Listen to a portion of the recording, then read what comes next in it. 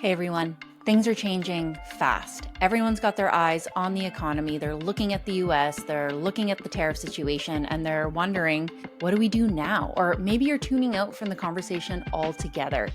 There are so many people in this space that are bringing you some scary news, some doomsday news. And I feel like I had to bring you guys this episode because I have some pretty wonderful people in my space that deeply understand finance. You know, I never went to school for finance. I'm passionate about creating wealth in the first place, but not investing, not understanding economics, not understanding the data this deep. But I have people in my world that do, that are the very best people to go to during times like this. Petar Pejovic has spent nearly 3 decades inside Canada's top financial institutions, helping clients navigate markets through the calm and crisis alike. Today, he's a senior portfolio manager at Wellington-Altus, the country's fastest growing investment advisory firm. He brings sharp insight into the reality shaping global finance. Today, we're going to talk about some practical things, and we're going to talk about some things that you have never heard before, from the risk of a US gold reset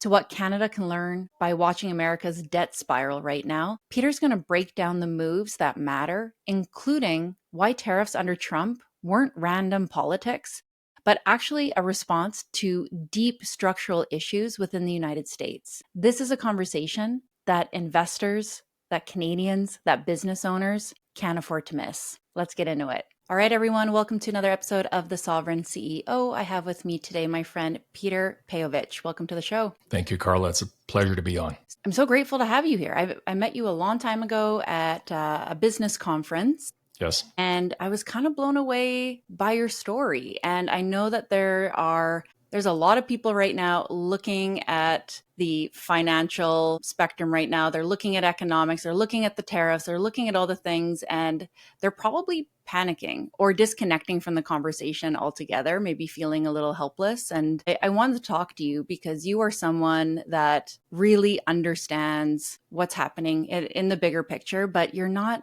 doomsday about it. You're very rational, you're very pragmatic. You seem like the perfect person to talk to today. Thank you. No, I'm looking forward to this very much because there's a lot going on these days. There's a lot of fear. And while change is often scary to many people, it doesn't necessarily always end up being bad. And sometimes it's actually necessary, like now. Yeah. Tell the listeners here, tell us about your current place of employment, your business here, and then kind of what led you here. Yeah, no, thanks, Carla. So I'm a senior portfolio manager and co-owner of Pejovic and Big Hill Private Wealth, which is a division of Wellington-Altus Private Wealth. And we're a privately owned company that currently manages over $40 billion in assets in both Canada and United States. And we're also happy to say that we're Canada's fastest growing investment firm, as we only really set up shop about 7 or 8 years ago. We're also the number one ranked investment advisory firm in Canada, according to the brokerage report card published annually by Investment Executive magazine. So, and prior to that, I spent 20 years as a senior portfolio manager at another very large bank-owned investment dealer. And prior to that, another 5 years at another large bank-owned investment dealer. So all in, I'm pushing pretty close to 30 years here in the asset management space in Canada and United States. And you are a Winnipeg Blue Bomber from my hometown. Yeah, that's right. In a past life, a long, long time ago. So I was very fortunate, I would say. So I had the privilege of playing U.S. college football for Simon Fraser University, which is just an amazing experience because I learned a lot of the traits that ended up being very, very important for me in business. Things like obviously hard work, discipline, excellence, commitment. That's a big one that was always focused very, very heavily on. You need to be committed to what you do.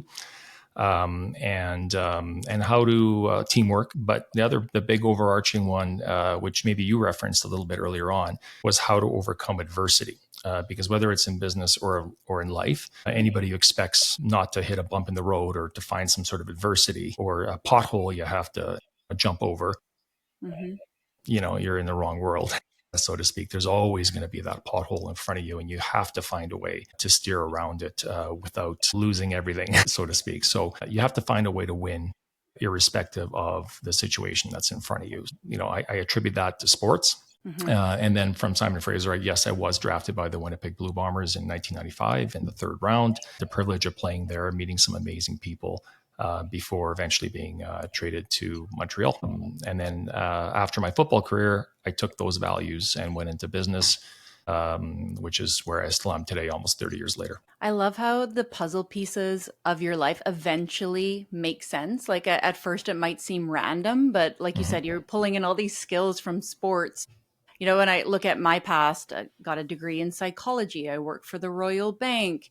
Like Yep. all of these things seem very disjointed, but all of these different past careers or educational paths have contributed to the work that I do now. It always belongs. Sure. I mean, all these experience, you piece together things you've learned in every experience, which makes you better on the next venture that you take on. And if any one of those things was missing, you wouldn't be in the same place that you are today. Yeah. And you weren't born a Canadian. You were born No. in the former Yugoslavia. Yes. What brought your parents to Canada?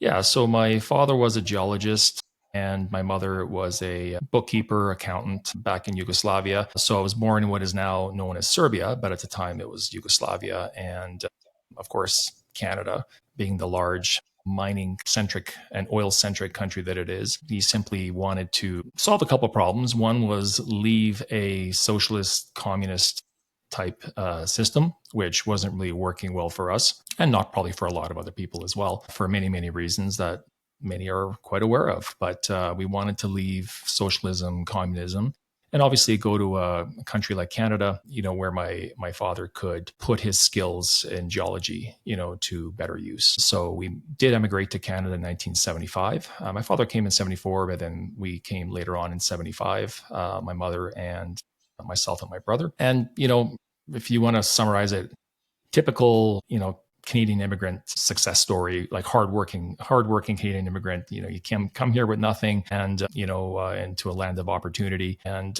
make the best of it and improve your situation from where you came, which is why I'm also, quite of the belief that I hope that Canada is able to continue that success and stay away from, what would you call it?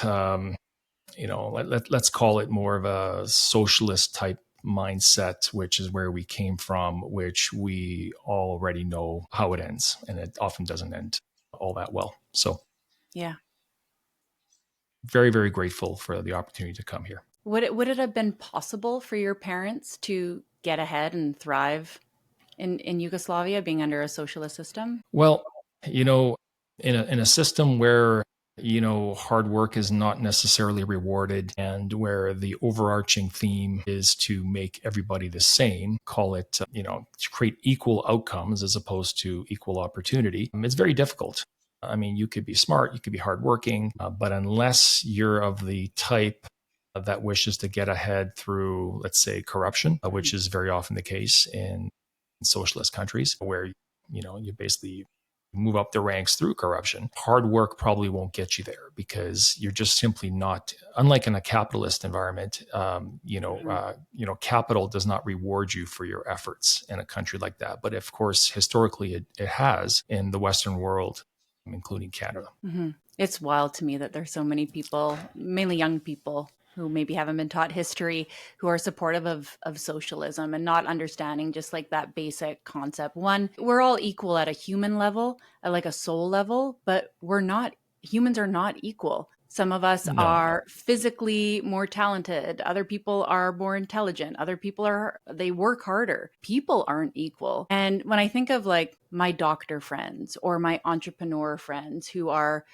just working 24/7 because there's incentive to do so. There's incentive to work hard and innovate. If you then took away that financial incentive, they wouldn't be building. They wouldn't be working that hard. They wouldn't be taking hospital calls in the middle of the night. Why would you? Mm-hmm. Yeah, no, there's got to be an incentive to reward effort, because without that incentive, that effort is often simply not given. And it is kind of funny, coming to Canada in 1975 and living here for over 50 years now. To the degree we observe that the biggest areas of resistance to let's call it socialism or call it progressivism in Canada comes from the old immigrant community, like people that emigrated from Eastern Europe, like we did, because we know what that's like. We understand what that's like. We left there for a reason, and we would be some of the largest proponents in terms of keeping the traditional system that Canada, the foundation that Canada was built on, alive, and not moving down, let's call it a darker path. Can I ask, are your parents still around? My mother is still around, and my father passed away a number of years ago. Okay. Does she see things happening now that reminds her of back home? Does she see like a trend towards towards socialism? Very much. I mean, it's not just myself, my mother, my brother. It's other people we know that have emigrated here a long time ago, like prior to, say, the last minimum 10 years, more like 20 years and beyond. We see a radical change that has occurred in Canada over the last number of years.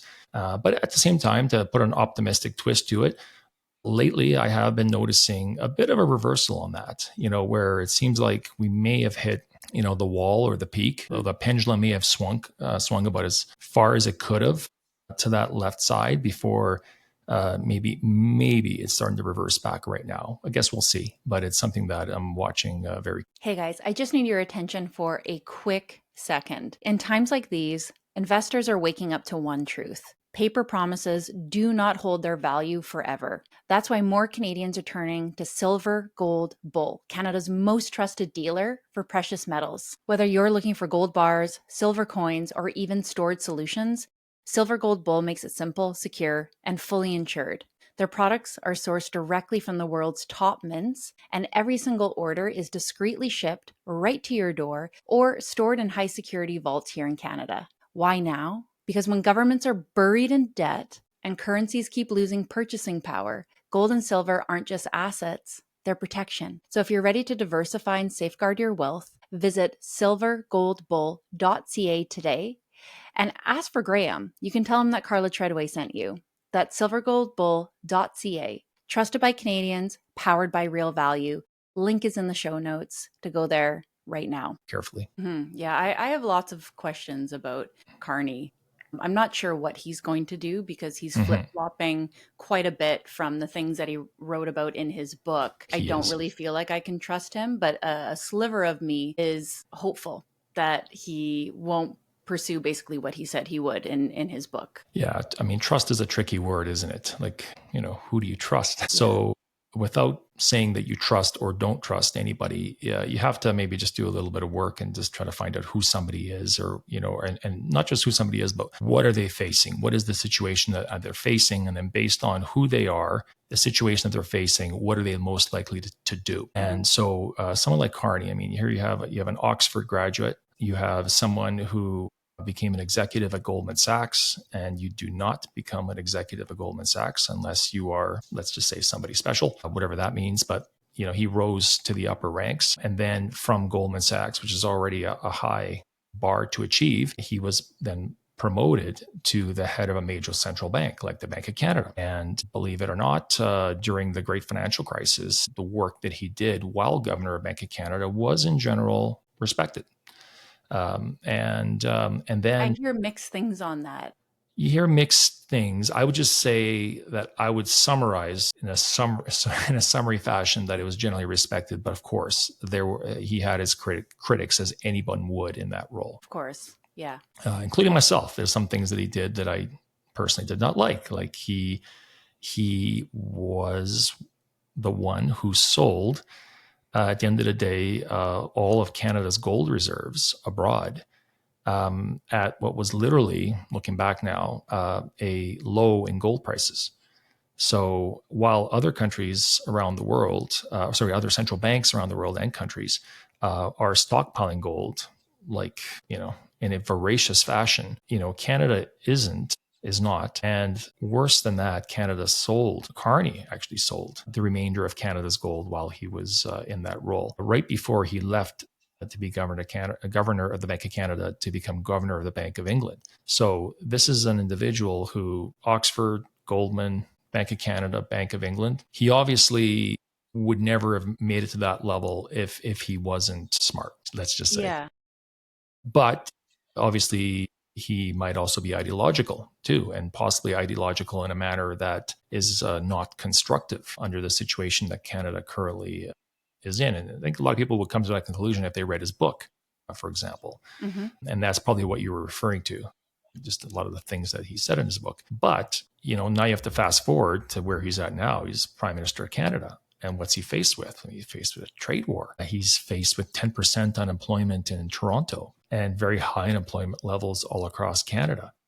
Mm-hmm. And he's faced with tariffs. And while the tariffs are not, I would say, as bad, at least not yet, as many people might suggest they are, meaning that 95% of Canada's trade with the United States is still protected under the current, U.S., Canada, Mexico Free Trade Agreement. But that agreement might be in jeopardy down the road. And so he needs to appease Donald Trump, and the Americans. And he needs to also appease his voter base.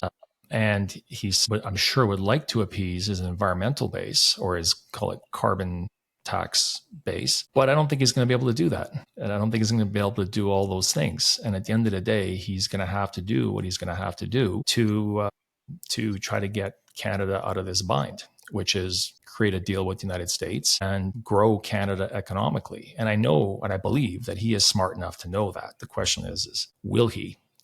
Will he go against some of his ideology to do what he has to do? Yeah. So it sounds like you believe that he's capable. Yes. It's just where do his motivations lie? Yeah. And there are solutions, believe me. I mean, you can build pipelines. You can double the production of oil and gas out of Alberta and Saskatchewan. You can tax that. You can sell more of it to the United States or sell LNG abroad. I mean, there's so many things they can do, but will they? And that's what we're all basically sitting around waiting to see. I know he's talked about it. It seems like he's leaning toward, as you mentioned, it seems like he's leaning towards doing something. We're still going to have a wait and see attitude, but I know he knows what he probably should do. So we'll see what he actually does. I mean, he's really just twiddling his thumbs right now. There's a lot of talk, this like big visionary talk. Canada's going to build, Canada's going to do this and that, but I don't see a lot of action right now. And maybe it's because he's really actually just at this crossroads of what does he actually do, what's going to actually help Canada, because it's going to completely counter everything that he actually wants to do ideologically. Right. But at the end of the day, he's a banker, and bankers typically, historically, do what they have to do to promote economic activity. And so I'm optimistic. I am optimistic that he may set some of his ideology aside and do what needs to be done. But I'm not going to hold my breath either. But I'm not necessarily doomsday on the topic. With our tremendous amount of debt, how might that influence Mark Carney? Like when I'm thinking about these two systems, especially when I'm thinking about socialism versus capitalism and the 37 trillion we have in debt, is there a way out of this through normal capitalistic means? Or are we actually in this pickle where they have to do something dramatically different in order to get out of this? Right. So this is an interplay now between the situation in the United States and how that affects Canada. So meaning that, if the United States is in a certain bind and they are looking and seeking for ways out of their bind, then that may affect Canada. So, and we're seeing that right now but what's causing that at its root? And you have to back up before one gets overly upset about the tariffs. So what's really the problem? The problem really is excessive U.S. government debt and deficits. Now they're excessive in Canada as well, but Canada is not the world's global hegemon, or Canada is not the world's reserve currency, or the Canadian dollar is not the world's reserve currency. So not to say we don't matter, we do matter, of course, but we don't matter in the same way that the US matters. So right now, when you mentioned the 37 trillion in debt, so that's the US government debt, which is currently in excess of 37 trillion. So here's the problem, and it's almost like a chain reaction. Yeah. So it's not the nominal debt in and of itself that's the issue. It's the fact that that nominal debt of 37 trillion results in annual interest payments which now exceed $1 trillion annually. Now I have to stop that for a second. $1 trillion annually in interest alone, flying out the window, just gone. And a lot of that will be going overseas to foreign bondholders. So it's like letting air out of a balloon, essentially. It's not good. But it's actually worse than that, because if you take that $1 trillion of interest payments, which does nobody any good, if you add entitlements like Social Security, Medicare, Medicaid, like just those basic entitlements, not military spending, not anything else they like to spend money on, but just entitlements. So interest payments plus entitlements is more than 100% of all tax receipts they take in, meaning that if you add up all the money that the US government takes in taxes, interest plus entitlements is more than that. Not much more, but it's a little bit more, which means they have a structural deficit without spending a penny on any discretionary spending programs. And so if you add in discretionary spending programs, which includes the military, which I wouldn't necessarily say is discretionary, then if you look at it right now, the deficit for this year will probably end up being somewhere around 1.9 trillion, maybe $2 trillion, which is wholly unsustainable, because every time you get a $2 trillion deficit, that means 37 trillion of debt now becomes $39 trillion of debt. And next year it becomes 41 plus trillion dollars of debt. And on and on and on. And that $1 trillion in interest gets worse and worse and worse and bigger and bigger and bigger. So, and then and I'm not being doomy here, but I'm just kind of laying out what they're facing and why they're doing what they're doing. Mm-hmm. So of that debt that they have, about $3 trillion of it is maturing between now and the end of this year, and about $9 trillion of it is maturing over the next 12 months. All that debt that matures, so it expires, it needs to be refinanced. And since our current interest rates are generally higher now than what they were when these bonds were issued at, that means they're going to be refinancing at a higher rate. And if they're refinancing at a higher rate, that means that $1 trillion of interest payments is going to go higher, and further increasing their structural deficit. And again, most of this money a lot of this money, anyways, is going overseas to foreign bondholders. So they need to do something. They can't keep doing this forever. And then what I just outlined there doesn't even include their trade deficits to the world. So that's how much more they're importing versus exporting, which means how much net dollars they have to export, or how much net dollars has to leave the United States to pay for the excess imports that they're bringing in, which is currently also in excess of $1 trillion per year. So, and that hollows out the manufacturing sector, that hollows out jobs in the United States. The current U.S. administration essentially is trying to fix this, not through one method, but through multiple methods. Mm-hmm. And that affects Canada. So the best thing that Canada can do at this point in time is understand this problem at its root cause level, and then to see how we could obviously protect ourselves in it, but also what can we do, or what are we good at that we can do that can maybe help them in many ways to fix some of their problems, so that we can partner with them as opposed to being against them, and come at this together to try to find mutual solutions. So that's kind of where I set on that. So Trump had no choice but to flip this system on its head, because he had to figure out not only how to reduce debt, but how do they bring in income into the country. So no matter how hard Canada wants to elbows up or fight against him, he's doing this anyways, no matter the cost or the enemies that he makes, because he doesn't have a choice. He's got to do something. And recall, tariffs are a revenue generator. They add income to the U.S. Treasury Department, which is an aid to reducing that deficit. I'm not saying it's a fix, but it is an aid. And if they can reduce their deficit, while at the same time tariffs also reduce their trade deficit, net, it can, if done correctly, result in, let's call it, less money escaping that balloon. Mm-hmm. And they've worked. He's bringing in from what I understand, way more money because of the tariffs already. Yes. Yeah. And there was actually, I'll call it a momentary pause in the deficit in June of this year, and then it got worse again in July. But there has been some indication that they are working. Yeah. Hmm. And not only that, there's been multiple trade deals done by the U.S. globally. And there's been record levels of new investment being committed to the United States from abroad, locally, domestically in the United States, largely as a result of the tariffs. So while we don't like them because they're not necessarily good for Canada, one has to understand why they're doing it. And what we need to look for, I believe at least, is ways that we can, again, partner with them. Like, what can we do that can help their situation, but that could also help us as well, Hmm. as opposed to simply just going elbows up, which I don't think Yeah. necessarily will do anything. And certainly reciprocal tariffs won't do anything whatsoever other than add costs to Canadian consumers, which just hurts Canadians even more than they're already being hurt by the Trump tariffs. That's right. Well, and we just don't have the leverage that we think that we No. do in order to be in a quote unquote tariff war.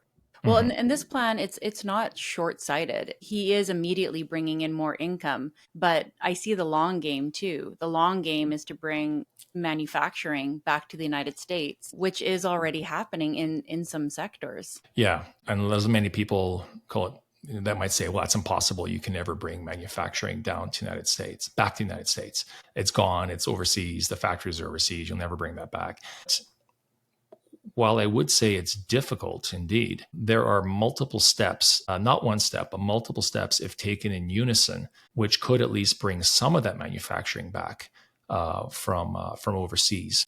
One of the steps that would be necessary, probably, to give this a chance of working is dollar devaluation, or since the US finding ways through dollar devaluation and tariffs to incentivize money manufacturing or factories to be moved to the United States. Partly, obviously, if you make that said good in the United States, you avoid tariffs. So there's an economic incentive right there. But also at the same time, if you can make the dollar cheaper relative to other currencies, then making that said widget in the United States won't be that expensive, or won't be as expensive at least, compared to making it overseas with a very strong US dollar.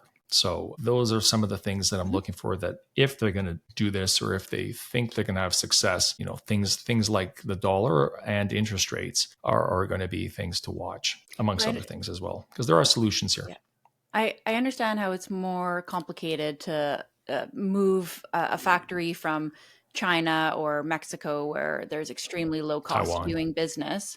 But it's kind of a no-brainer if you're a Canadian right now to move to the United States. Isn't that a very real threat? So here's the thing, and this is where, we almost have to look internally. What do the Americans absolutely need from us that we can provide them? Hmm. And what do the Americans not really need from us that they can just do themselves? So for example, do the Americans really need our automobiles? Can't they Probably make them not. in Detroit or Yeah. Alabama or Georgia or other southern states? Yeah, I think they can. So I think a lot of the reasons why we have the automotive sector we do is, just as a part of maybe past trade deals that maybe work then, that maybe don't work as well now.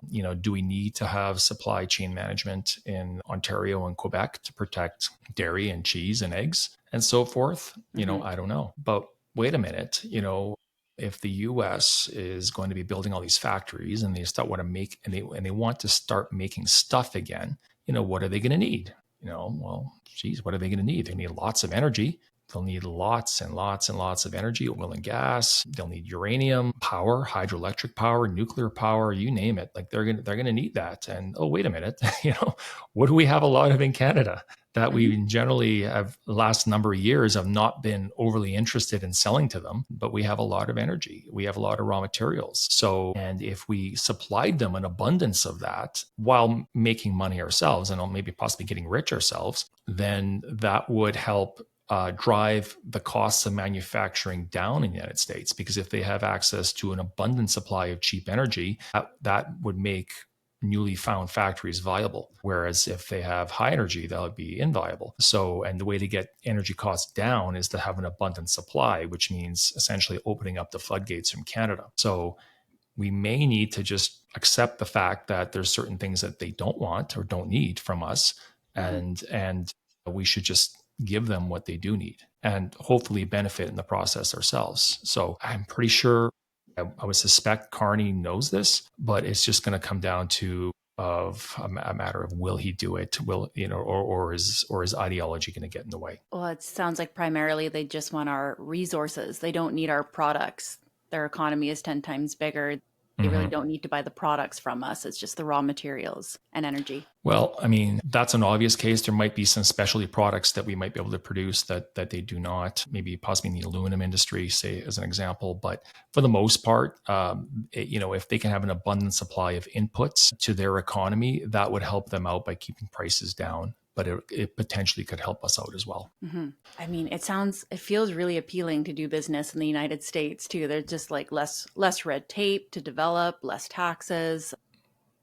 I have a lot of friends, for example, in the health sector, or naturopaths, people that sell supplements, that whole industry, they're all fleeing to the United States right now because Canada's made it actually impossible for them to do business, to get certain supplies. They're adding on all these additional fees in order to get different products to their clients. They don't have a choice but to go to the United States right now. Yeah, so you're referring to essentially regulation or over-regulation. So, and certainly in many sectors of the economy, Canada is, extremely highly regulated, and some might say over-regulated, especially compared to the United States. But even with respect to that, one of President Trump's plans is the plan of deregulation. Deregulation of the banking sector, multiple sectors. He's making lots of noise right now in the healthcare sector in the United States, all, with the intent of bringing costs down, including drug costs and just simply the cost of doing business. Once again, Carney must see this. And if the United States, which is already more deregulated than Canada, deregulates even further, I mean, what's he going to do? Is he going to not deregulate and just have the gap widen even further, which will then even have our productivity gap between Canada and the United States widen even further from the already extremely wide, distance that it is right now? I don't know. I mean, you would think not, but you never know. Based on ideology, once again, what he may or may not do. But I do believe that he would probably see that if the United States is going through deregulation, that Canada also must go through deregulation and bring the costs of doing business down.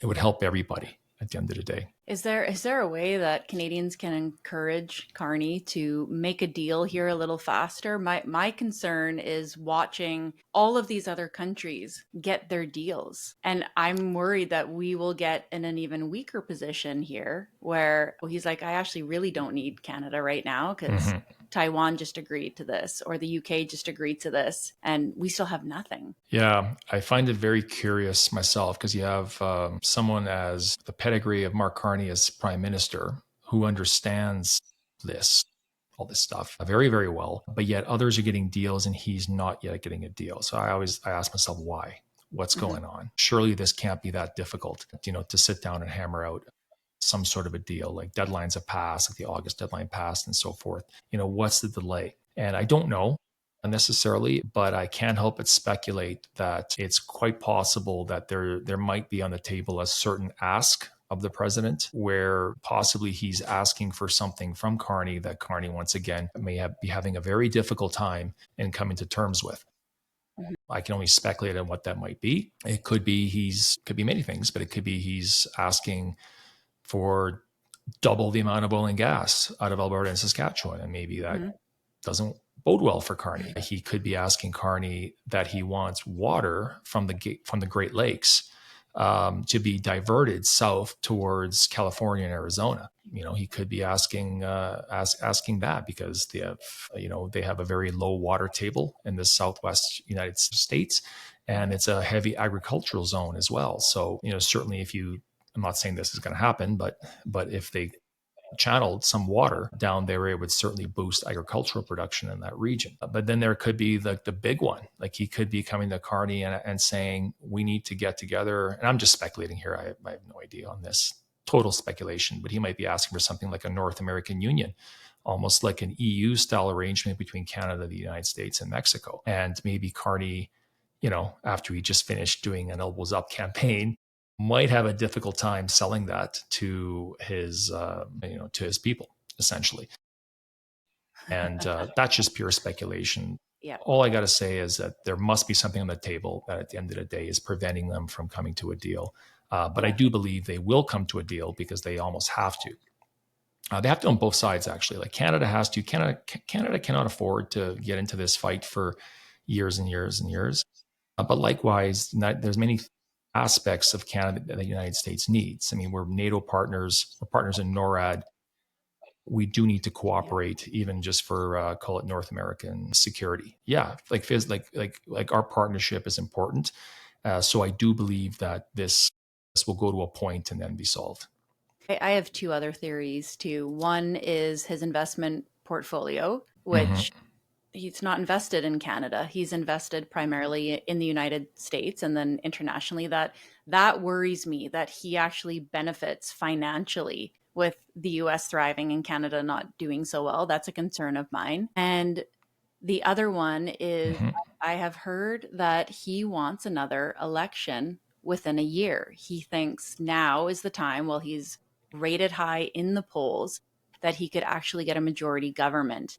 And if he cracks a deal with Trump, out goes the narrative that Orange Man is bad. He's Right. going to annex Canada. If he makes peace with Trump, he can't run on that. And that was everything that he ran in that dirty campaign to get elected in the first place. Interesting. I hadn't heard that one, but now that I think about it, it's possible. You mean you never in the world of high politics and finance, there's some doozers out there in terms of what people come up with as to why to not do something that is obvious that you should be doing.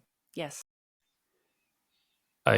Who knows, but there again, it would be presumptive for him to think that he could win a majority. I know it's close though. I can see where he can maybe think that potentially because it was very close, but also he's been prime minister now for a number of months and he hasn't shown, at least not yet, the ability to really, let's call it, win. He's been getting very favorable media coverage from the mainstream media, but really, what has he done? In terms of to improve the situation? And if he was going to run an election, he almost needs something. So your position is that it's pretty clear that we can't elbows up our way through this and fight the United States. It's a matter of what do we actually have leverage with? How can we help them? How can we make peace? How can we be diplomatic, which is what we should have done in the first place?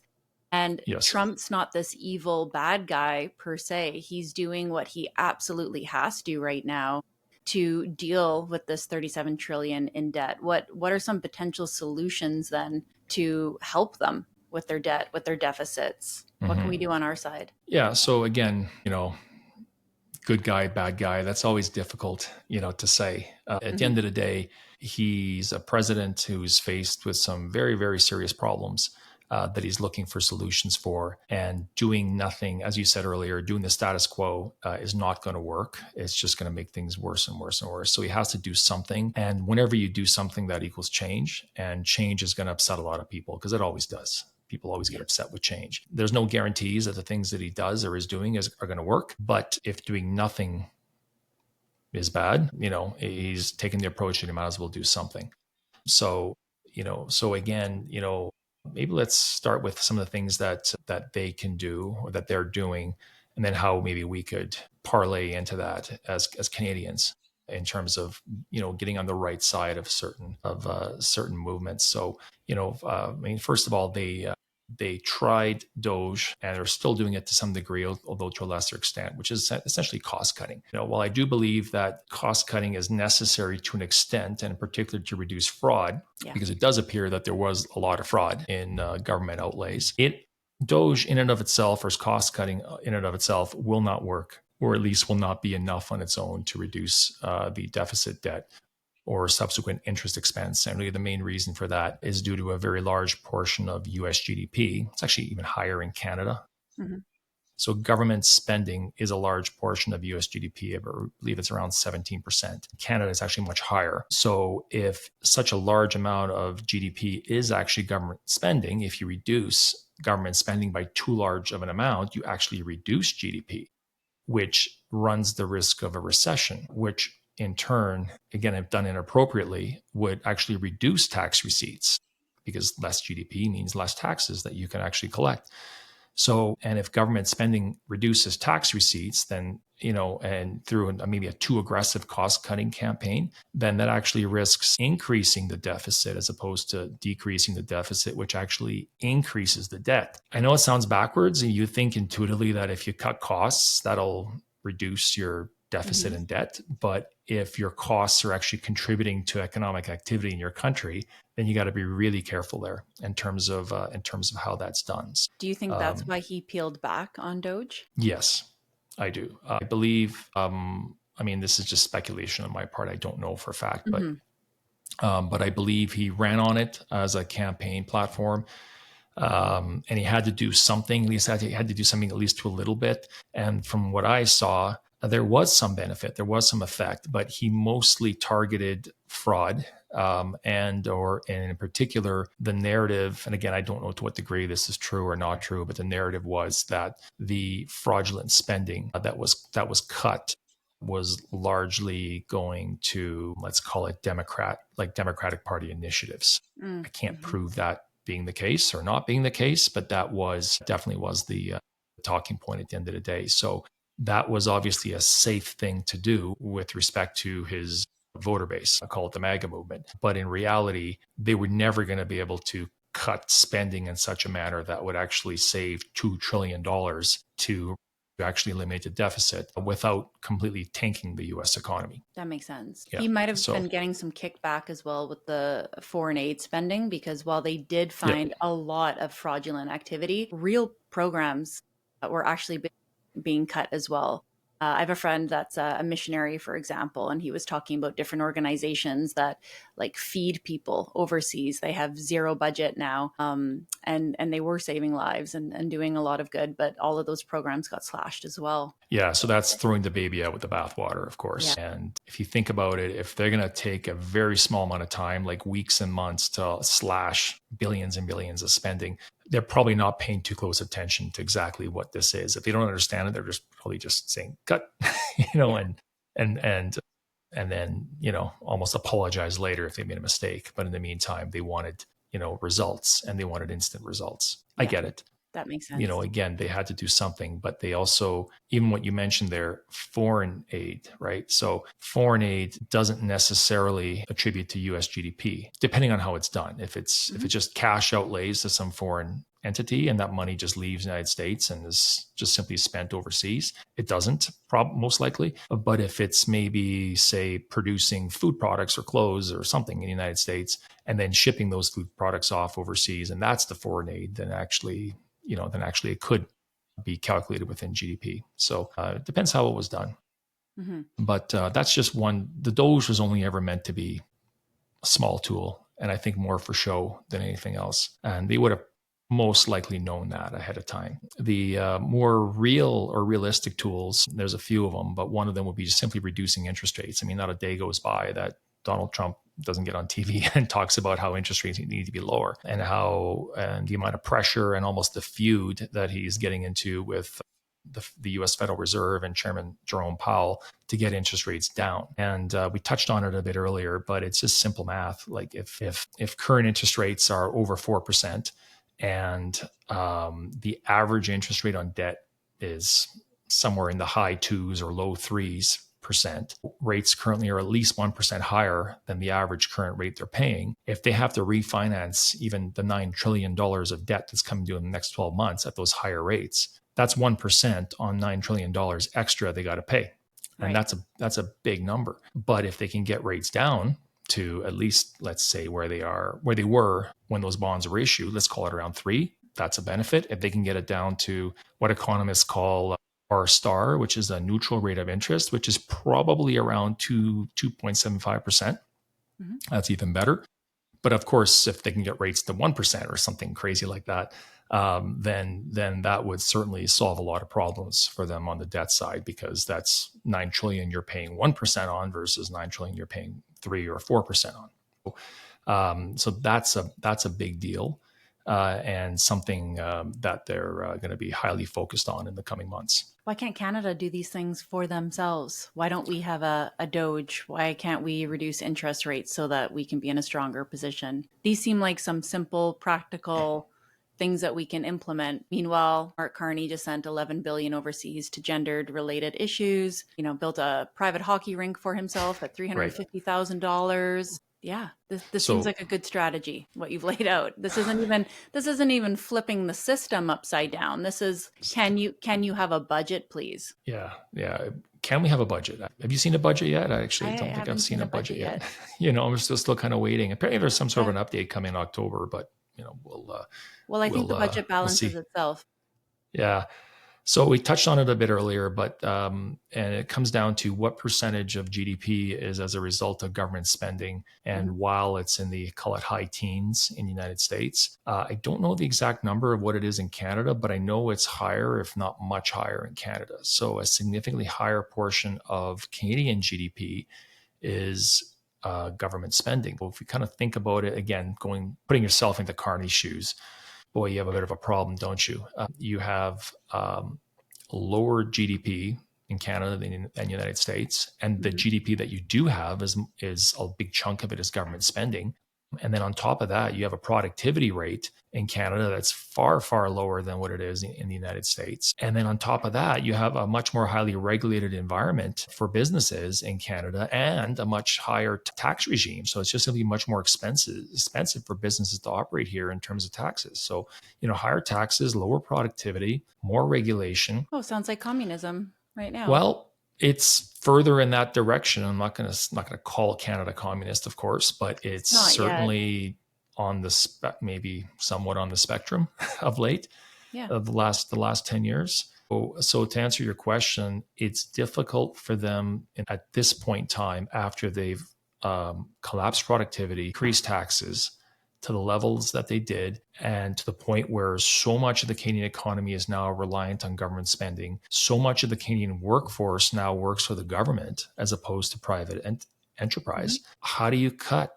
How do you cut now without causing tremendous and immense pain in the economy? Because if you fire half the government workforce, and if you and take unemployment in Toronto from 10% to what? 15, 20%, and cut spending, which then collapses GDP to even a lower number or maybe even a negative number. Like, how do you do that?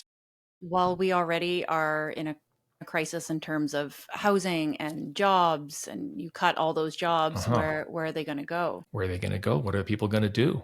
You already have a lot of, protests, let's just say, and especially in Eastern Canada, like around the Toronto area, Ottawa, and so forth, for various causes. I don't know about you, but whenever I see, not in all cases, of course, but in some cases, and you see these mass protests that continue on for days and weeks on end, you kind of wonder, I'm guessing a lot of those people may not work.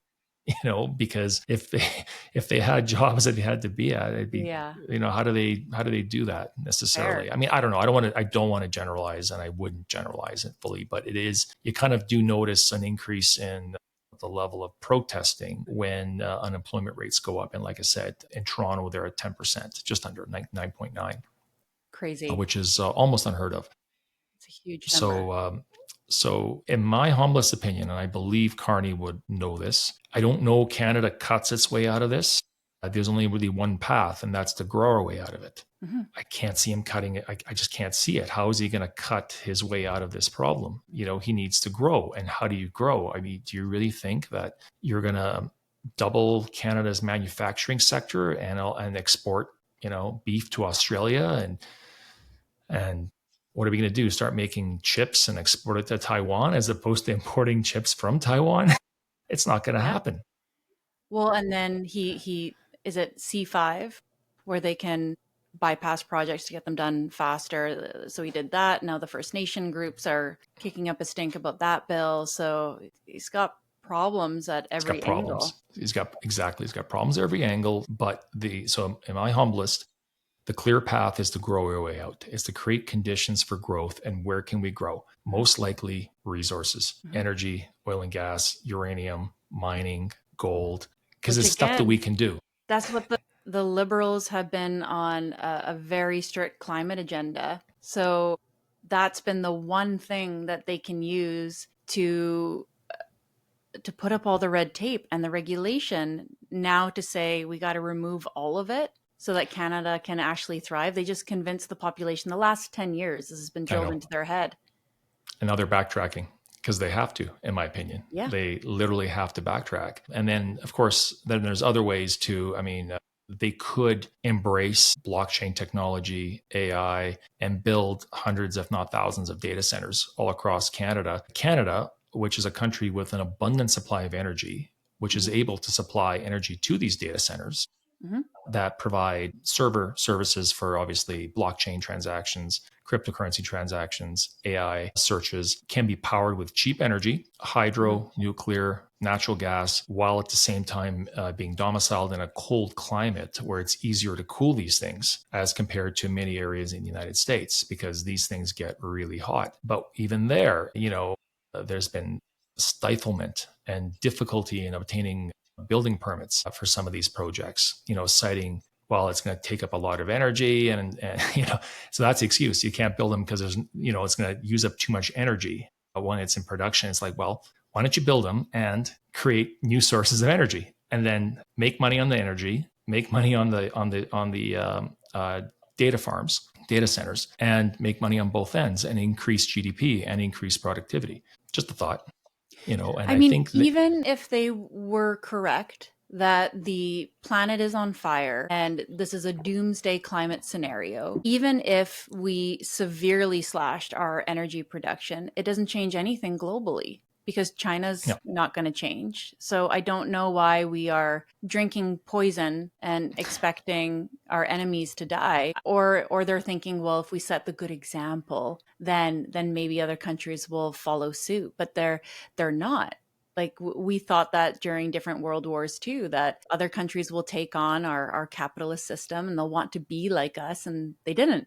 They still wanted to right. stick with their own systems. I don't know the exact number, but I believe Canada's contribution to carbon emissions globally, maybe is something like 2 or 3%, I believe. Oh, it's So less than that. It's nothing. I don't know the exact figure. I don't either. I can search for it, but it's a low, low, low number. Let's just put that out Yeah. there. And a low number for such a large country, for the second largest country by area on the planet, to have a number that low. I mean, we can cut our emissions by half, and that wouldn't even put a dent in not only total global emissions, but the growth rate in total global emissions. Yeah. It'd be completely insignificant. And oh, by the way, the United States does not really have any sort of a carbon regime down there. So how are we supposed to neighbor and partner with the US and compete against the US in a multitude of industries if we're impeded by this and they're not? Yeah. It just makes Well, you and wonder. the carbon credits too, Brookfield is putting different things in place right now so that they benefit financially from all this, I don't know, I'll call it like climate grifting, these Right. different systems that they can just continue making bank. Yeah. So, and there's so many other directions we can take this. For example, another thing that the United States may want us to do, I'm just speculating here Mhm. because I don't know for a fact, but I wonder if they wouldn't mind us increasing our gold production and obviously sending some of that gold to them, because if anybody's paying attention, over the course of the last year since Trump came into power, there has been a substantial amount of gold, global gold, being repatriated back to the United States, Mhm. mostly from London, some from Switzerland and other places. But um, a lot of gold is coming back to the United States. And there's excuses as to why. It's like, well, maybe Trump will put a tariff on gold, so we might as well put it back into the US before he tariffs it or something along those lines. But I don't know. I think it's a little more than that. They seem to be, for whatever reason, and I can speculate as to why, wanting that gold back stateside. Wherever it is, they want it stateside. Mhm. And why might they want that? Well, another little, again, tool in the toolbox that Canada might be able to help with in this case is, in past years, the United States government has done what's called a gold reset on 4 other occasions. So it it reset the price of gold last in 1973. Prior to that, 1972. That was all under Nixon, famously by Roosevelt in 1934, and also in 1834. They've done this before, and they certainly can do it again. And what that means literally is one day, you'll finish, like today's Friday, work can maybe finish Friday, we, go home and go to bed and wake up in the morning, and all of a sudden there's a news release from Donald Trump that he has reset the price of gold to some other number. And it would just happen. Like there'd be no warning if it were to happen, just like there wasn't any warning the last 4 times that it happened. And why would they do this? Essentially, it's like, well, I mean, on the books officially, the price of gold was last reset at $42.22 an ounce in 1973. That low? No, it was reset up in 1973 from a lower number, but the last time they reset. So let's maybe do some definition here. So there's two prices of gold. It would have been that amount. I understand now. Yeah. So there's 2 definitions of the price of gold. One is the price of gold, as you see on your quote screen, if you pull it up right now, which is the market price of gold, which is, well over 3,000 an ounce. But then there's the price of gold as per statute that the U.S. government is using on the books, that they have on the books for their gold reserves that they have. And they have approximately, I believe, a little over 8,000 tons of gold. So that 8,000 tons of gold at $42.22 an ounce is worth roughly $11 trillion.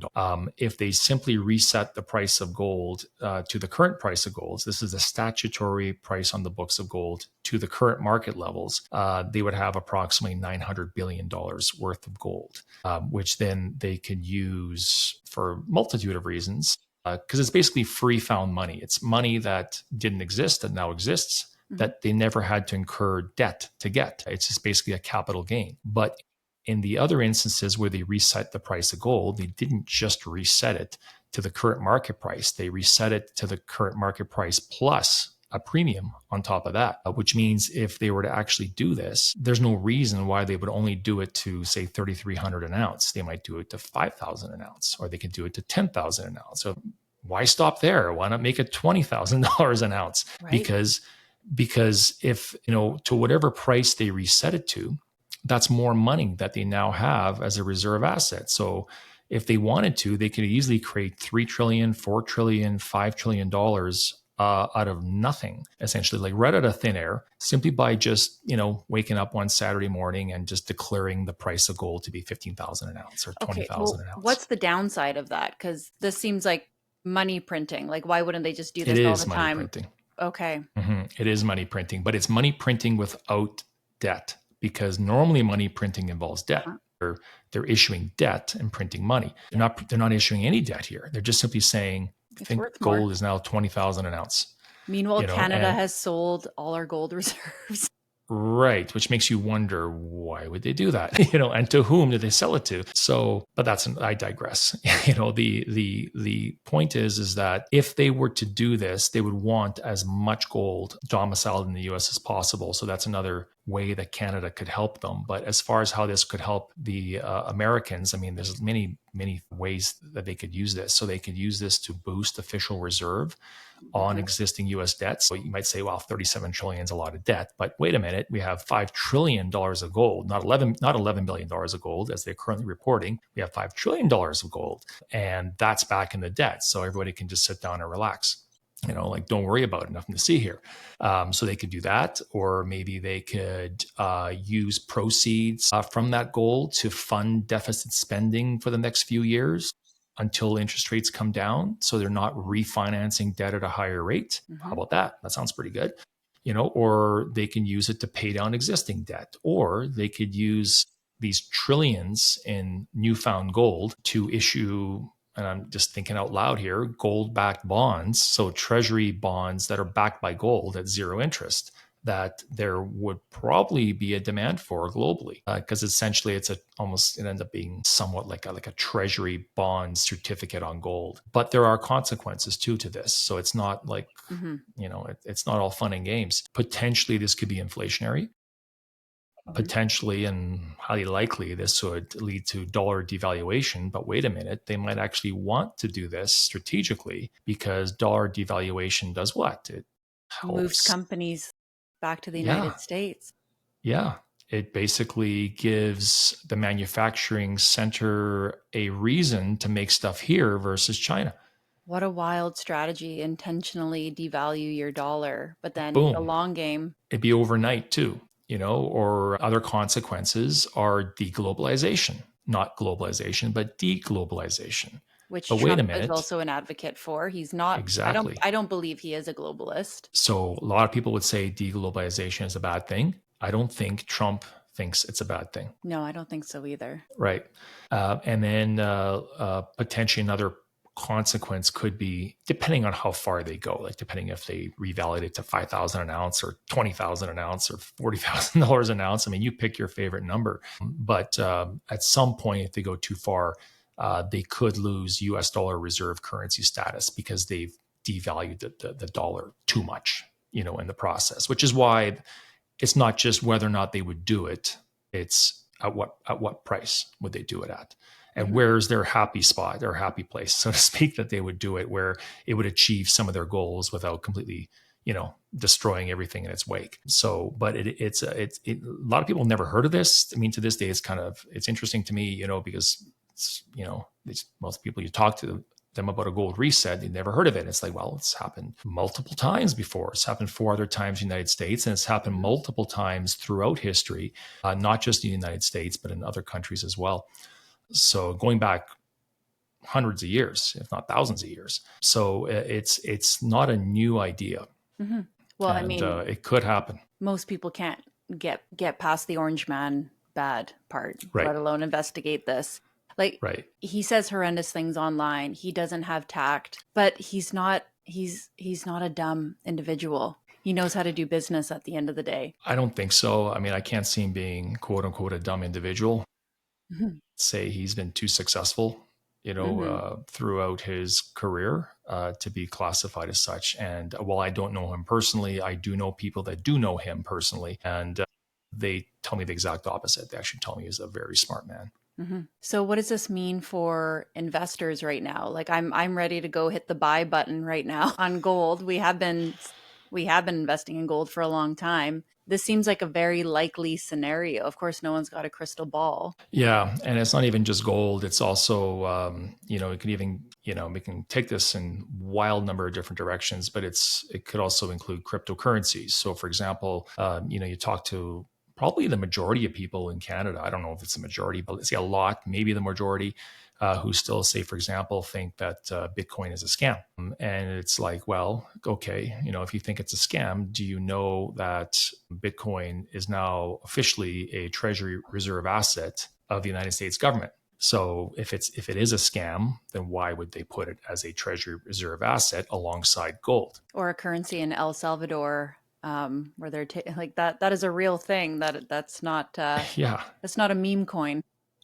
no, it's not a meme coin. And I mean, that's something that I think people should be aware of and sit down and think about it, deeply, in terms of, am I dismissing something that I don't really understand when the US government, is doing the exact opposite. And it's not just that.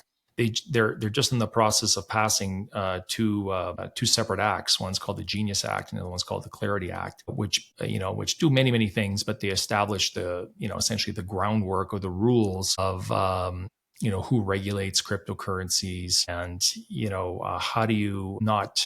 When I say regulated, I mean just set the rules of the game so everybody who's involved in businesses within that industry know what the rules are, know what they can and cannot do, and to eliminate, uncertainty risk, basically, of, if you're a business owner and you're involved in this sector, you don't want to do anything that's going to, wind you up in jail or have your company, shut down. So this is meant, to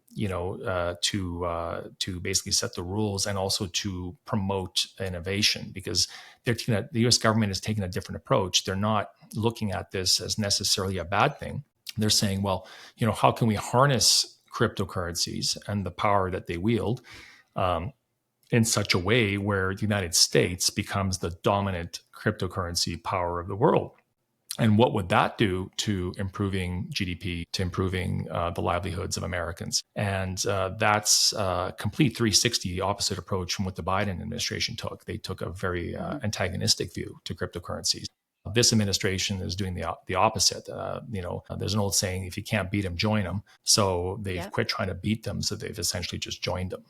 And they're just trying to set the rules. Well, this is probably a whole podcast episode in and of itself, but I can understand if the coins are regulated and they're more stable, that's going to be more, there's going to be more incentive for the average human being, for corporations to invest in it. But I thought the very nature of Bitcoin is that it can't be regulated. So it's more of an industry regulation. Like Bitcoin is still a decentralized network, as you know, that's above that. But let's just say you wanted to set up an exchange or a lending business, based on Bitcoin, or you want to be a Bitcoin depository. So almost like two different worlds. There's still the wild world. And then you can use our apps and our banking system that's tied to Bitcoin. Correct. Like, so for example, can American banks or Canadian banks, hold Bitcoin as on deposit? Can they lever Bitcoin and use it as collateral for lending? And unless those kind of rules and regulations are set, whether you're a Royal Bank or JP Morgan, you're not going to have a clue as to can you or can you not do this. Right. So this aims to set the rule, and not just to set the rules, but who sets the rules? Is it the SEC setting the rules? Is it the commodities group that sets the rules? Like, who's actually setting the rules here? Because a lot of times in the past, they were fighting over who actually got to set the rules. And there's another reason why they're doing this. So obviously innovation is one of them, where they do wish to help them use this to grow their way out of it. We talked about building data centers. They fully embraced that in the United States. They're building thousands of data centers for blockchain and AI all over the US. Why aren't we doing the same thing in Canada? Like we are to an extent, but not to I would argue a great enough extent. But here's another idea they came up with down there is they're saying, okay, well, why don't we do this? Why don't we take stablecoins like Tether, say for example, and stablecoins are cryptocurrencies which are backed by an underlying stable asset like the US dollar, say for example. And historically in the past, some of these stablecoins may have held their US dollars on deposit at a bank, but then they got into trouble with that a couple of years ago when a couple of those US banks failed. And some of them were actually holding stablecoins US dollars that were reserve assets for some of these stablecoins. And there was a concern as to what would happen to the stablecoin if that bank went under. So what they've done is they've essentially legislated that these stablecoins must keep their money, like their dollars, in the form of US Treasury bills. So as the stablecoin market grows, say for US dollar stablecoins like Tether, as that market grows, they're going to need to take that money in US dollars and invest it. And they already are, into US Treasury assets. So wait a minute now, let's just kind of connect the dots here, so to speak. If that market is, say, call it a $300 billion market today, meaning that they now have to buy $300 billion of US Treasuries. What happens if that market 10x's and goes to $3 trillion? So now they would have to buy $3 trillion of US Treasuries, which is US debt. So this problem that they currently have of who wants to buy these Treasury bonds, especially if they're at lower interest rates, because they want to get lower interest rates down. They want to get rates down. But of course, when you get rates down, who's going to want these bonds at 1% interest or 2% interest? Well, if you can mandate these stable coins that they have to buy it, essentially. Right.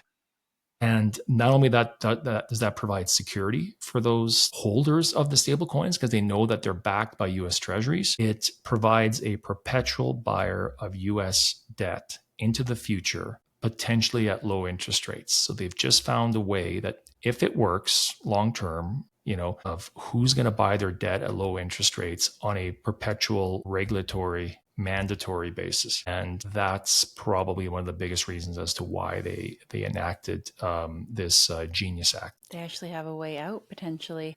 Well, maybe, they're using, ingenuity essentially to try to find a way out of their debt problems. So had you heard of that before? No, never. This is news to me. Yeah, it's So again, there's two acts. There's a Genius Act and there's the Clarity Act. The Clarity Act is more around rules and regulations, almost like and the Genius Act is about creating or taking the stablecoin business. Tether would be the biggest one, and essentially using it as a buyer of as a buyer of U.S. debt well into the future. And if they can grow that industry, which they would like to, then they grow demand for their treasury bonds, which makes it easier for them to finance their debt in the years coming forward. Right. But it's not a no-brainer because it's still dependent on the behavior of other people, other countries. And while this seems like an educated guess and it's going to go their way, we still don't know how the market's going to behave. It's like anything in business, it's a risk.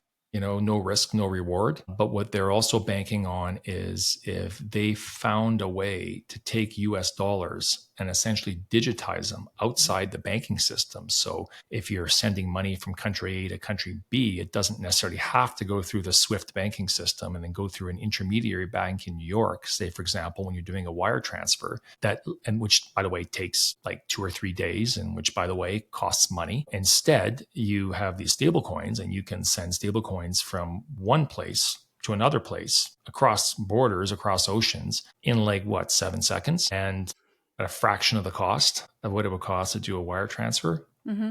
So they're banking if that service is available, and it's already available, but they just want to make it bigger and more regulated, that would actually increase, not decrease, demand for US dollars, because some person in some other country who needs to send money to another country and they need it to be sent in US dollars will say, hey, this is an easy way for me to send it. I'll just go buy some Tether and send it over to, like, if you're a manufacturer and you need to pay someone else for input goods, you can just do it that way. Mm-hmm. But you touched on it earlier. So what does this all mean for investors? I'm feeling pretty good about my gold and Bitcoin investments right now. I'll tell you that. Yes. Yeah. So if I had to kind of summarize what the problem is, I'd say for most investors is a lack of alternative assets in their portfolio, which might include gold bullion, silver bullion, Bitcoin, possibly other cryptocurrencies like Ethereum, and there's others as well, but really Bitcoin's the big one, and possibly other commodities, which might include copper and uranium, but basically not just stocks, not just bonds. And if you look at the average investor, it almost doesn't matter where they deal. And if you look at the average investors, even pension fund, they may have a defined contribution pension fund through their employer. They probably have some sort of balanced, target dated portfolio, probably managed by BlackRock or Vanguard or, Too much truth. That, they shut you down. Well, that's weird. It's just bang. They're watching it just kind of stopped. Yeah, I don't know. Very, very, very odd. So here, I'm just going to get set up here. But no, we're ready to go. Yeah, you were talking about the normal way to invest, the 60-40 split, and why that might not be good enough. Yeah. And then we can wrap up right there. This will be fairly quick. Is that barking you or me? That's you. Oh, mine boy. Was whining. I actually let him in. He's behind me now. He was crying because he wasn't in the office. Okay. I know, I get it. And I don't know why he's barking. I don't know if we can wait a second, or should I run out there and yell, be quiet? It's up to you. We only have a couple minutes left. We can either roll or you can go and yell at him quick. Up to you. Yeah, I don't know where he is. Okay, he seems to have stopped. Should be all right. Okay. Yeah, whenever you want to go, you can just jump into it. I didn't know. I thought you had to do the countdown or something. Nope, we're still recording, and then I'll just edit out this piece here. No problem. So the main reason we're looking at as to why possibly that 60-40 balanced portfolio may not be as effective as it was in years past, because in years past, both stocks and bonds weren't that similar, in that sometimes if the stock market went down, the bond market went up, and vice versa. So the two worked fairly well together.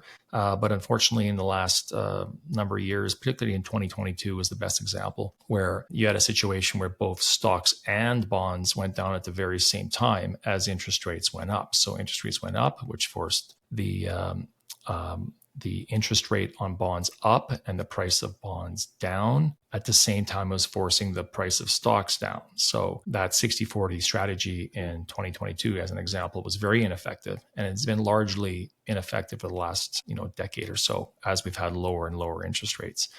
So Interesting. but not to throw it completely aside, it's essentially at its root not bad, but could be made better. Mm-hmm.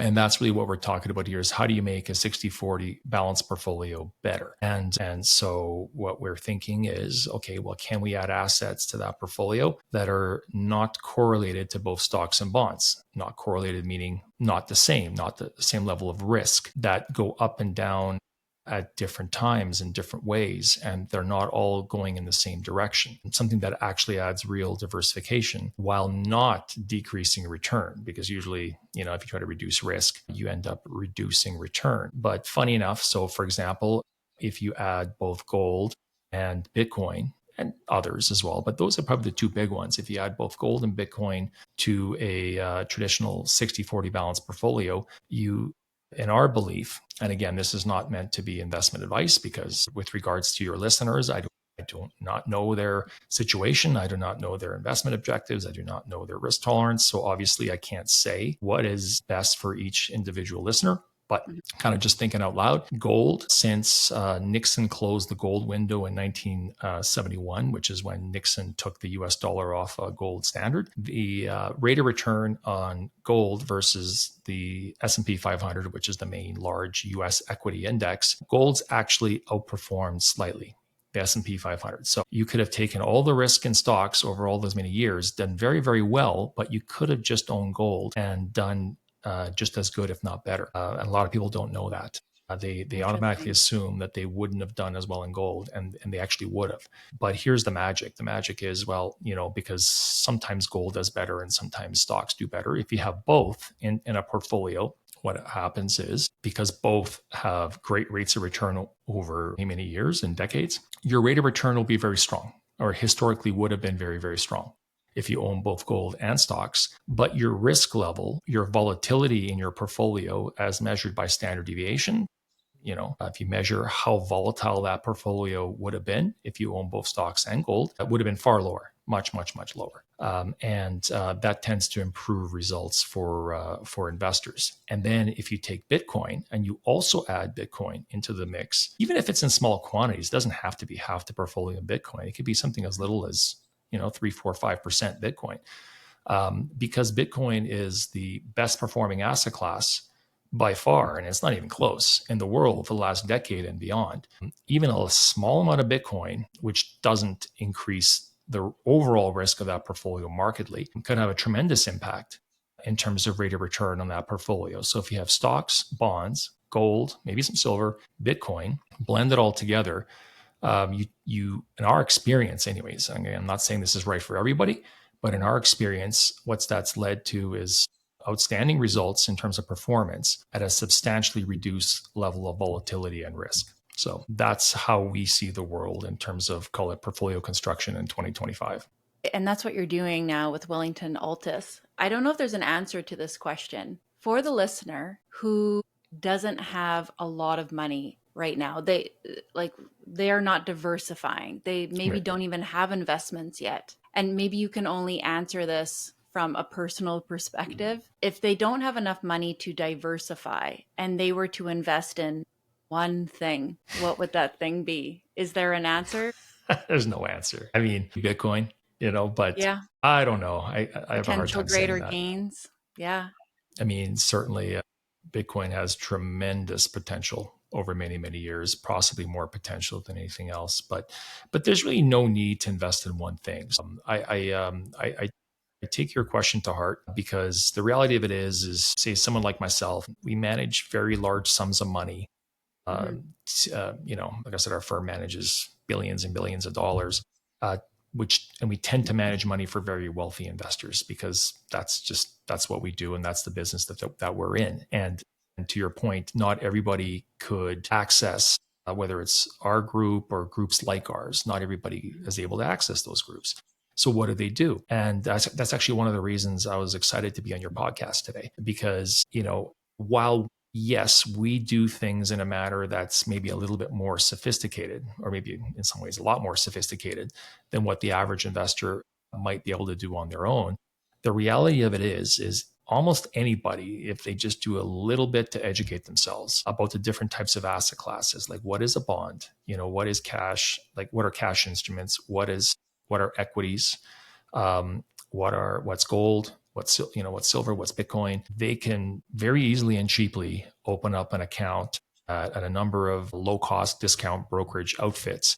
And while they can't necessarily do everything that we do, they can do better than nothing. They can get themselves a portfolio where they put, and again, depending on the investor, but I'm just thinking out loud here, maybe 50% of that portfolio into a high quality index fund, like say the Standard & Poor's 500. And then they can maybe take 20% of that portfolio and put it into gold and or silver. How do they know who to trust? Can they trust the bank? Can they? Well, that's a really tough question. I mean, who do you trust? So I would say though that with respect to Canadian laws and Canadian regulations, that all of these regulated entities in Canada, and it doesn't matter which bank you can use, RBC or TD or BMO, and others. You can open up discount brokerage accounts. The assets that you hold are held in custody by the trust company divisions of those banks, meaning that they're segregated by regulation from the operations of that bank. So in theory, well, again, this is in theory, but in theory, even if the bank were to go under, in theory, those assets would still be intact because they should have never been integrated into the operations of the bank, and they're just basically being held in safekeeping. So even if that bank went under, you should be able to access your money. I can't say for sure if it would be simple or easy, but at least it's regulated, is what it's you're regulated. saying. So there's a standard of care. So you can buy gold index funds, gold bullion index funds from BlackRock or from BMO. And other companies, for example, there's multiple index funds you can buy from multiple issuers on major indices like the S&P 500. You can buy a bond index fund, all at a very low cost. So again, what I was saying is one of the reasons I wanted to be in this podcast is to try to give people just a little bit of a hint of what they can even do on their own, even if they can't access an outfit like ours. At least if you have some stocks, some bonds, some gold, some silver, maybe some Bitcoin in your portfolio, you'll be at least pointed in the right direction. That's right. And access to information is not a problem right now. Go have a little chat with AI back and forth. Right. So, I mean, it's never been easier. You can just literally spend some time with either Grok or ChatGPT. And if you have a question, just ask. And it's generally pretty good in terms of the output that you get back. So of course, we do still advocate that if you can, and if you have the ability to do so, consult with someone like us or us, on these ventures. But even if you don't, a little bit of education goes a long way. And to your point, like with AI nowadays, and also YouTube, let's not forget about YouTube as an example, and Spotify, all these podcasts you can listen to. There's just a wealth of information out there for anyone willing to listen. That's right. And you're about to launch your own podcast. Yes. Yes, we just learn from you some more. Yeah, that's right. Well, I want to be learning for you for that, because all I've gotten so far is I've bought a microphone, I got some headphones, and I got a technology platform. I think I might need a new computer though. So, but other than that, I'm learning. And again, it's never been easier. Like, what do I know about doing a podcast? And the answer is, up until a week ago, nothing. But with the help of YouTube and just typing in a simple question like, how do I start my own podcast? And just boom, boom, boom, boom, boom. You get all these results on how to do it. And then what you don't know, you just simply ask AI, and a couple of days later, it's like, okay, let's do this. But mostly you learn by doing. Like you start off with the basic education, and then you actually just have to start moving. That's where most of the learning comes from. Yeah. And just having trust and faith in yourself just to go out there and just do it. And not being overly risk averse, saying, oh, I can't do that, I'm not even going to try. No, you got to try. And then you'll fall down and make mistakes. But, to some degree, that's okay as long as you learn from them. 100%. Well, happy to help you with that at any time. I'll be calling, I'm sure. Peter, thanks for your time today. You guys have a fantastic newsletter. That might be Thank you. something that the listeners might want to get on board with. In the meantime, where can they find you? Where can they subscribe to your newsletter? Where can they find out more information about you and your company? Yeah. So you just simply go into any search bar and just type in Pejovic, Pejovic, and Big Hill, Bighill, into your search bar, and you'll come right to our website. You can also get more information on www.wellington-altus.ca. And right on our homepage of Pejovic and Big Hill, there's a spot there where you can subscribe to our newsletter. And we have a couple different newsletters, one that we publish and also one that is published called Market Insights by our chief investment strategist, Dr. James Thorne, who is absolutely amazing. And I've learned a lot off of Jim, over the last 3 years. He's a wealth of information, former professor of economics, worked in the United States for 20 years, under some amazing projects. So the key word here, I think, is just to learn. Yes, I agree. Peter, thank you for your time. I'll make sure to link all of those things in the show notes, and curious to hear what the listeners think after this show, if it's getting them motivated to start studying some finance. But yeah, we'll have to bring you back as things materialize out there with the tariff situation, with Trump, with the daily news that is just moving at rapid speed right now. I can see a part 2 right away. Absolutely. Yeah. And thank you for having me on your podcast. I really enjoyed this. And yeah, again, and once again, just it's not all doom and gloom out there. Yeah, there's many challenges that we have in front of us, but as I think the key is to understand what's causing those challenges and to try to find solutions, and especially ways we can partner as opposed to be adversaries. I love that. To our neighbors to the south of our border. So 100%. Really enjoyed this. Thank you. Thank you, Peter. You're welcome. Have a good day.